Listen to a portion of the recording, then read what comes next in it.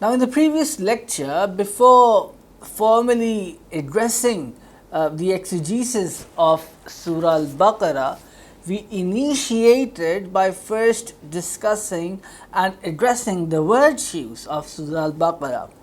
Now, Surah Al-Baqarah, it is the first, the most longest of all surahs in the Holy Quran, and Allah Tabarak wa Ta'ala states in the Holy Quran in Surah Al-Baqarah, the first verse, Alif Lam Mim. So we initiate the exegesis of Surah Al-Baqarah formally with the first verse of Surah Al-Baqarah, in which Allah Tabarak wa Ta'ala states Alif Lam Mim. Now Allah Tabarak wa Ta'ala started this specific chapter of the Holy Quran with Haruf Muqatt'aat, that is the individual letters or the mysterious letters or special letters as recorded in a number of books. Haruf Muqatt'aat. Now there is a disagreement and difference of opinion amongst the scholars of Islam in regards to the real meaning and interpretation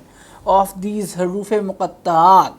What after all is the meaning of all these letters, these individual and special letters, these mysterious letters which have been used by Allah Tabarak wa Ta'ala at various places, in various surahs and chapters of the Holy Quran. Now, as per one strand of scholars, they hold the opinion and the belief that the true meaning and interpretation of these Haruf Muqatta'aat rests only with Allah Tabarak wa Ta'ala and no one else other than Allah Tabarak wa Ta'ala.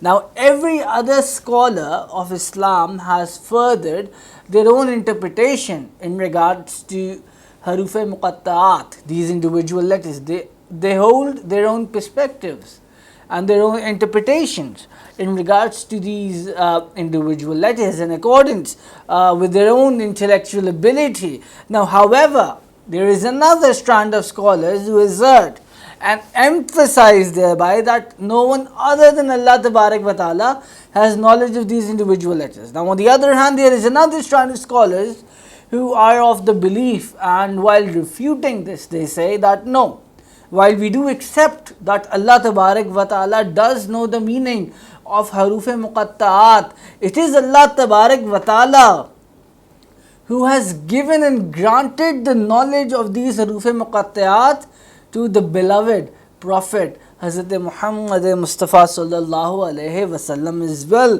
Now, Allama Bayzawi writes that these Haruf Muqatta'aat, these individual letters, they are secret codes between Allah Tabarak wa Ta'ala and His noble messenger, peace be upon him. And the reason for that is that Allah Tabarak wa Ta'ala granted this knowledge to the Holy Prophet, peace be upon him. And the reason for the fact that the Holy Prophet, peace be upon him, is aware of the meanings behind these Haruf Muqatta'aat, these individual letters, the reason behind this is that Allah Tabarak wa Ta'ala granted this knowledge to the Holy Prophet, peace be upon him. So when Allah Tabarak wa Ta'ala revealed these verses upon the Holy Prophet, peace be upon him, there would have been a reason that Allah Tabarak wa Ta'ala was revealing them upon the beloved Prophet, peace be upon him.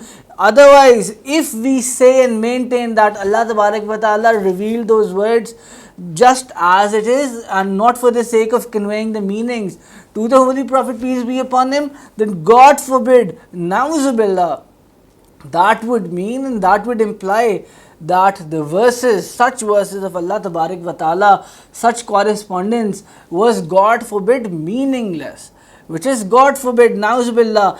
Every word contained in the Holy Quran has a meaning, and every word conveyed to the Holy Prophet, peace be upon him, has a meaning, has multiple meanings behind it, a number of interpretations. So these are codes, these are secret codes, as my beloved Sayyidi Shaykh Ahmad Mohsin Mohsini states and emphasizes. Moreover, it is the will of Allah Tabarak wa Ta'ala, and it is the will of the beloved of Allah Tabarak wa Ta'ala that He, the Holy Prophet, peace be upon him, may disclose the meanings, these secret codes, to whosoever The Holy Prophet, peace be upon him, wills, because the Holy Prophet, peace be upon him, has the authority given to him by Allah Tabarak wa Ta'ala that he may tell the password to these secret codes to whomsoever he wishes to do so. So whoever has the password to these secret codes, these Haruf Muqatt'aat, he can also access therefore the secrets, the meanings, the wisdom behind these individual letters. And the reason for that is that my Shaykh Sayyidi Shaykh Muhammad Mohsin Mohsini states that Allah Tabarak wa Ta'ala has given this knowledge of these individual letters, these Haruf Muqatt'aat to the Holy Prophet, peace be upon him, and he has not hidden these meanings. My Sayyidi Shaykh Muhammad Mohsin Mohsini, he often recites this beautiful couplet written in the Urdu language. He recites this. मैं तो मालिक ही कहूँगा कि हूँ मालिक के हबीब, यानी महबूब और मुहिब में नहीं तेरा मेरा. That means that I will indeed call you the owner, since you are the beloved of the owner, meaning that there is no such thing as yours and mine in between the beloved and the lover. And if in between the muhib, the lover, and the muhib, the beloved, there is a difference of yours and mine, then this is for sure that he is not the beloved and he is not the lover. That is not true love. That is not unconditional love. That is not true love. So keys to all the treasures of Allah Tabarak wa Ta'ala, they are indeed in the blessed hands of the noble messenger, the beloved messenger, the seal of apostleship, the seal of prophethood, the honorable messenger, the prophet, the beloved, the unsurpassable model of behavior, Hazrat Muhammad Mustafa sallallahu alaihi wasallam, the Holy Prophet, peace be upon him.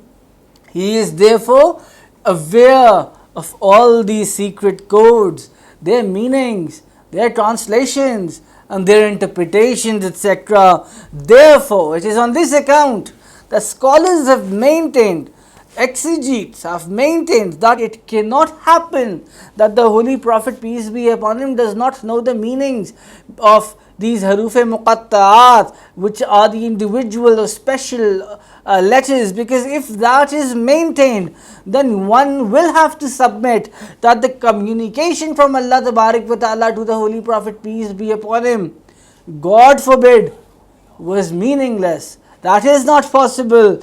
When the addressee is addressed, he is addressed with the intention that something be conveyed to him. Your message, your perspective over something be known to him. That is why you convey something to the other person. He made you aware of what he meant over something. And when I, for instance, start using words in my lecture which the other person or my audience does not understand, what purpose will I fulfill in using those words when my audience does not know those words? I will only use those words, and I will only use those words when I am sure that my audience does know the meanings of those words, so that they will be able to understand the meanings, the interpretation behind my words. They will be able to understand that what am I saying after all? What do I mean by what I am saying? So moreover, since the divine book of Allah Tabarak wa Ta'ala, the sacred Quran, the holy Quran, the majestic Quran and the glorious Quran, since the Holy Quran is a book of guidance, then it cannot be said or maintained, God forbid, that the verses in the Quran, such verses containing Haruf Muqatt'aat, these individual letters, it cannot be maintained in any instance that these verses are meaningless. They are indeed meaningful. The only difference is that we don't know the meanings of them. But the beloved of Allah, he does know the meanings behind those words.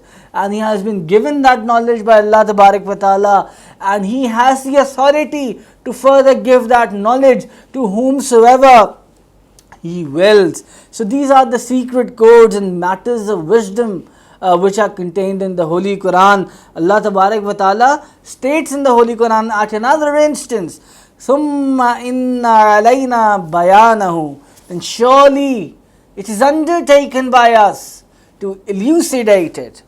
Now secondly, if it is said that the Holy Prophet, peace be upon him, does not know the meaning of Haruf-e-Muqatta'at, the individual letters, then one will be going against the blessed Quranic verse in which Allah Tabarak wa Ta'ala states, Ar-Rahman, the most gracious, Allamal Qur'an, taught the Quran to his beloved Messenger, peace be upon him. So Ar-Rahman, Allamal Quran, the most gracious, taught the Quran to his beloved. Therefore, since it is Allah Tabarak wa Ta'ala who taught the Holy Quran to the Holy Prophet, peace be upon him, then are the Haruf-e-Muqatta'at not part of the Holy Quran? They are indeed part of the Holy Quran. Therefore, this means, and from this it is well elucidated, that it is Allah Tabarak wa Ta'ala who taught the meanings behind these Haruf-e-Muqatta'at to the Holy Prophet, peace be upon him, himself. My Sayyidi Shaykh Ahmad Mohsin Mohsini, he refers to a rather remarkable aspect in this regards here. He states that when the one to teach the Quran is Allah, and when the one to be taught the Quran is the beloved of Allah, then how is it possible that the Holy Prophet, peace be upon him, does not know the meanings behind these Haruf-e-Muqatta'at? He definitely is aware of the meanings and interpretations behind these individual letters. Hazrat Ibn Abbas radiyallahu ta'ala reports that I am from amongst the Rasifin fil ilm, that is, I am from amongst those scholars who are aware of the interpretation and meanings of Haruf-e-Muqatta'at, that is, the individual letters. Likewise, Imam Rabbani, Mujaddid al-Fasani, Hazrat Sayyidi Shaykh Ahmad Sarhandi rahmatullah alayh, he states that Allah Tabarak wa Ta'ala also granted me the knowledge of Haruf-e-Muqatta'at, the individual letters. It can thus be construed from this that the knowledge and interpretation of these Haruf-e-Muqatta'at, these individual letters, they are also with the saints of Allah Tabarak wa Ta'ala. They rest not only with Allah or His beloved, the Holy Prophet, peace be upon him, but even those people who have been given this knowledge by Allah Tabarak wa Ta'ala and the Holy Prophet, peace be upon him, those saints of Allah. So Imam Rabbani, Mujaddid al-Fasani, Shaykh Ahmad Sarhandi rahmatullah alayh, one of the great saints of the Naqshbandiya order, he states that Allah Tabarak wa Ta'ala also granted me knowledge of these Haruf-e-Muqatta'at, these individual letters. Then Hazrat Mujaddid al-Fasani attained spiritual blessings after all, from whom? If we contemplate upon the golden chain, the Shajara, we will realize then up in the golden chain he attained fairs, spiritual blessings from Hazrat Khwaja Baqi Billah, he from Hazrat Khwaja Maulana Amkangi, he from Khwaja Zahid Bakshi, he from Khwaja Ubaidullah Ahrar, he from Khwaja Maulana Yaqub Charkhi, he from Khwaja Alauddin Attar, he from Khwaja Khwajagan Hazrat Bahauddin Naqshband, he from Hazrat Khwaja Shamsuddin Amir Kalal, he from Hazrat Khwaja Baba Samasi, he from Khwaja Ali Ramitni, Khwaja Mahmud Abu al Khair Faghnavi, all these saints up in the chain. So Hazrat Mujaddid al-Fasani attained spiritual blessings, fairs from these saints of the Naqshbandiya Sufi order. Sayyidi Shaykh, my beloved, my spiritual guide, Sayyidi Shaykh Ahmad Mohsin Mohsini, he states, my Sayyidi Shaykh states that he has visited the shrines of all of these saints. He traveled the entire world to travel specifically to the mausoleums and shrines and dargahs and astanas of these beloved saints of Allah Tabarak wa Ta'ala, these Awliyaa Allah.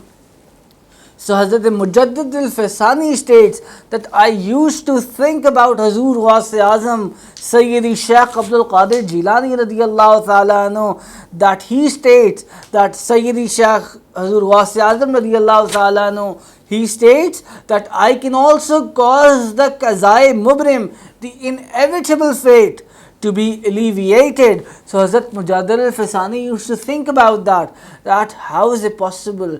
That is such a big rank that has been granted to Hazur Ghaus-e Azam radiyallahu ta'ala anhu. Then he states that by the spiritual blessings, fairs of Hazur Ghaus-e Azam Sayyidi Shaykh Abdul Qadir Jilani radiyallahu ta'ala anhu, Allah ta'ala blessed me with this blessing as well. He states that one following night I was also blessed with this rank through the sight and concentration of the beautiful beloved of the Lord, the Qutb-e Rabbani, most high in the Sufi hierarchical structure of saints, the white falcon who defies boundaries, the Ghaus-e Samadani, the great protector and guardian sent by Allah Tabarak wa Ta'ala, the illuminated light, the distinct and unparalleled saint of Allah, the unrivaled saint of Allah, the interpretation of the glorious Quran himself, the luminous sun, the great Muhayyiddin, the reviver of the religion, Hazrat Sayyidi Sultan al-Awliyaa, Shaykh Abdul Qadir Jilani radiyallahu ta'ala anhu. So Hazrat Mujaddid al-Faisani radiyallahu ta'ala anhu states that by the concentration and blessed sight of Hazur Ghaus-e Azam, I was also blessed with this unique and special rank. So he was blessed by Hazur Ghaus-e Azam radiyallahu ta'ala anhu. Considering this fact that he was blessed himself by Hazur Ghaus-e Azam radiyallahu ta'ala anhu, if he can have the knowledge of Haruf-e Muqatt'aat, these individual and special or mysterious letters, then how is it possible that Hazur Ghaus-e Azam, the leader of all saints, the Sultan al-Awliyaa, how is it possible that he does not have knowledge of these Haruf-e Muqatt'aat?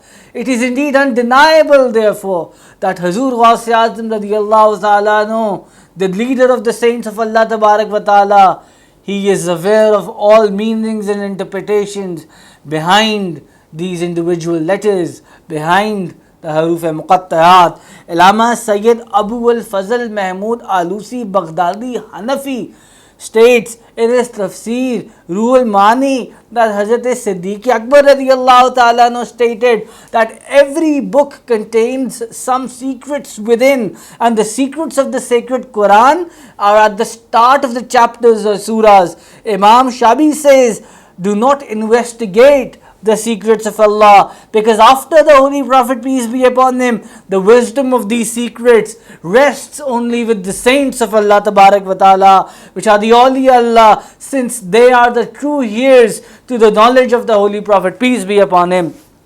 And he further writes in his exegetical work that at times these Haruf-e Muqatt'aat, these individual letters, they reveal their hidden meanings themselves. He states that in the blessed hands of the Holy Prophet, peace be upon him, the stones recited the tasbih and humbly addressed to the Holy Prophet, peace be upon him. So it is indeed the faith of every believer, the faith of every moment, the belief of every moment that the Holy Prophet, peace be upon him, is undeniably, and he is indeed aware of the meanings and interpretations behind these Haruf-e Muqatt'aat, these individual letters. Allama Sayyid Abu al-Fazl Mahmud Alusi Baghdadi Hanafi states that in his Tafsirul Mani that these Haruf-e Muqatt'aat,